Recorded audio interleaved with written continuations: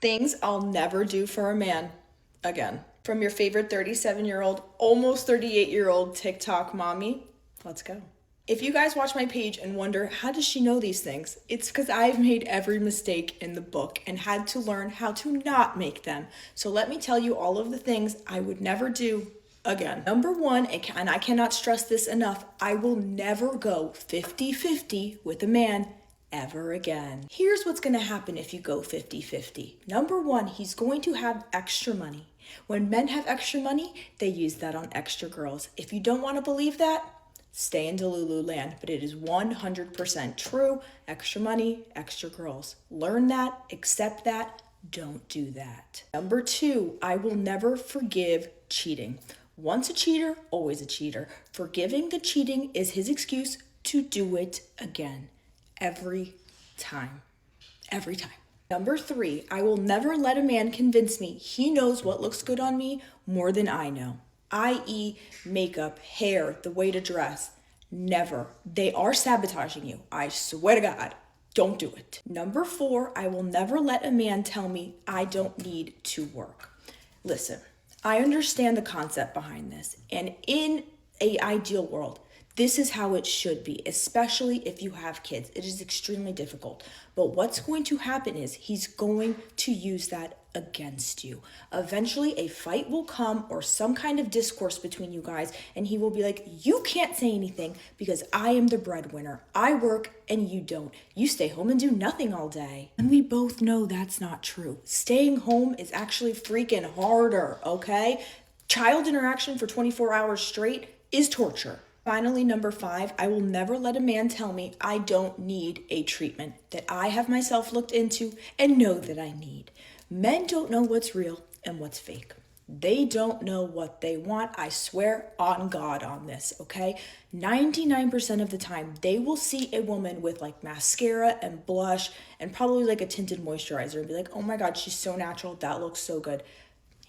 No, okay, she's very much not natural. I can see that girl has Botox, fillers, probably had her nose done, probably had her yitties done, but they're sitting there because they're brainwashed thinking, ooh, she's so natural. The only thing natural about that girl is her personality. Like, no, let's be real. Be so effing for real. And bonus, never let a man convince you that you are ready for children. If you know inside, I am not ready for this, but he's pushing for it, no, absolutely not. Men want kids like they want dogs.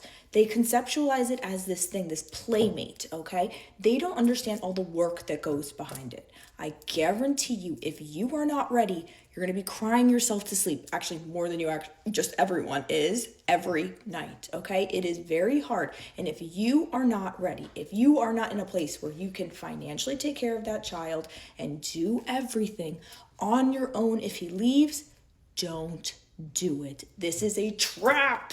That makes it sound like I don't want my kid, but that's not true at all. I love her. She's the best thing to ever happen to me. But I'm telling you, if you're not ready, don't do it. I love you.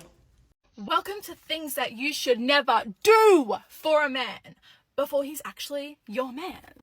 Number one, do not drive 40 minutes to see this man, okay? Especially if you've just fucking met. Even if you're in a proper talking stage, why are we spending that much fucking fuel to go and see a man? He should be either paying for your fuel. That's the only acceptable way that you're driving that far to see a fucking man. Or he's driving to you, he's picking you up and driving him back. He's organizing transport. Okay, this is fucking embarrassing, and I did this, bitch. Okay, when I was talking to my ex, he lived 2.5 hours away from me, bitch. And one time, in the middle of the night, 11 p.m., some deformed, munted cell in my brain awoke and said, we're gonna go drive 2.5 hours to see this man at 11 p.m. at night right now. And I did that for like 2 months, bitch. Twice a week. I would drive at night and then I'd leave at like 4 a.m. in the morning to go to work. 5 hours in 12 hours, bitch. Please do not be like me, okay? All for a man who let his cat shit on the carpet. Absolutely not. Also, he didn't have food. There was no food. Anyway, moving on. Number 2, don't start cooking for a man like you're his fucking wife, bitch, okay? You are doing free fucking labor on a girlfriend's salary, okay? And I'm sorry, I don't believe in marriage, so wife's salary isn't even much better. There's no added additions. There's no extra benefits. So don't cook for a man, okay? For fuck's sake. He should be cooking for you, and then you should be cooking for him. It should be taking turns. But please, for the love of God, do not turn into this man's personal fucking chef before he's even shown any form of commitment to you, okay? I know that food might be your love language. I know you might be trying to attract him and show him all the benefits of being with you. But bitch,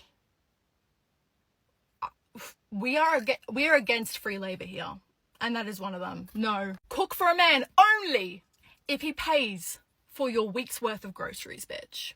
Yeah, that's the only instance where it's acceptable. Number 3, do not act like this man's therapist. Again, this is another form of free labor that we are not fucking doing, okay, bitch? Society has placed this silent expectation on women that we are automatically the ones that have to absorb all the trauma, the ones that have to regulate not only our own emotions and the emotions of the free human beings that we birth out of our fucking bodies for these men, but also the emotions of these fully grown fucking men. Don't fall into the trap. Okay, there is a reason why therapists, professional therapists, get paid $200 minimum per hour for this fucking shit. They exist. And not only that, but it's not our fault that men choose not to go to therapy most of the time. Okay? Send him away. Send him away to see a fucking therapist, but don't act for this man as his free therapy. Because it's not only costing your time and your energy, but it is draining you as well. You don't even have enough time all of a sudden to regulate your own emotions, to work through and process your own traumas and the shit that you have to go through on a day-to-day basis. Why the fuck are we still being free fucking therapy for these men? Okay? Oh my God. Hello everyone. Thank you for always tuning in. Thank you for liking the video. Thank you for subscribing. Today we are going to be looking at things that you shouldn't do for a man. For a man, what things do you think you shouldn't do for a man? Ladies, you can tell us what you can't do for a man by dropping your view in the comment section. Without wasting a lot of time, let us begin watching videos from our creators.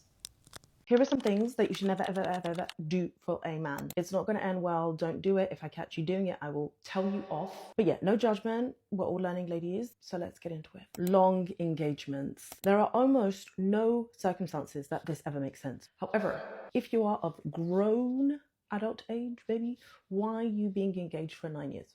That is a whole marriage. Okay? Because if you're engaged for that long, he's going to tell himself, well, why do I need to take you to the altar? Because I'm getting wife benefits without having to commit. Splitting bills with a man who's not your husband, even as a husband, that don't make sense either. Because according to my calculations, you don't need him. He's dead weight. He's a lodger. He's a tenant. Splitting bills. Paid a whole bill or nothing. I don't believe in it. Don't advocate for it. Sorry. Girls, if there's anything I need you to pay attention to, it's this point. Loaning a man money. Are you crazy? Are you a bank? Are you a hedge fund? Are you a savings account?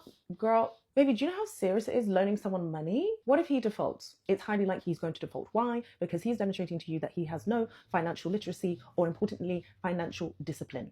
Don't try it. I don't care if he loves you. I don't care if he's sworn in his mum's life that he's going to pay you back. A lot of these men don't have a conscience. Following on from the financial theme, don't you dare cave into pressure from him to put his name onto assets that you have acquired by yourself, aka a house. Are you crazy? Do you know the legal implications of this? And don't think you're fine just because you're not married. Cohabitation rights are a thing.